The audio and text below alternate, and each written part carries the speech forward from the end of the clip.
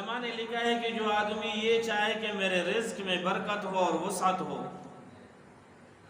اسے چاہیے کہ وہ کثرت سے استغفار کرے، استغفر اللہ ربی من کل ذنب واتوب الیہ۔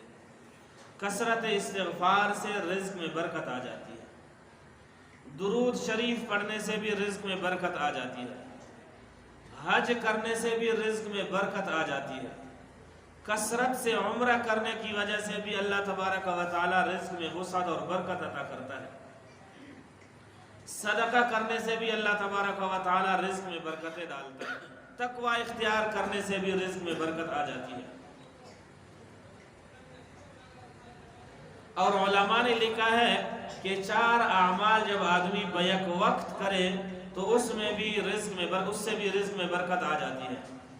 ایک یہ ہے کہ باوضو رہنے کا اہتمام کرے، سفید کپڑے کا التزام کرے،